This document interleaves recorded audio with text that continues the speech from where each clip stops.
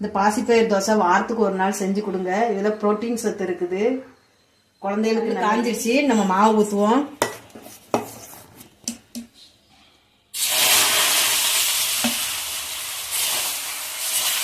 நைஸா இல்லைங்க.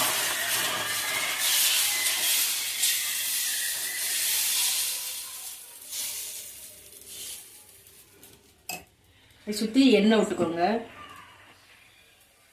தோசை வேகட்டும். தீயை கொஞ்சம் குறைச்சி வச்சுக்கோங்க, இல்லாட்டா கறிக்கிறோம்.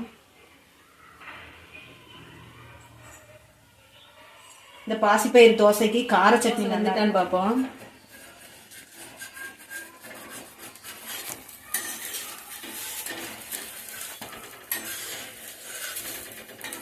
வெந்துருச்சு, புரட்டிக்கோங்க.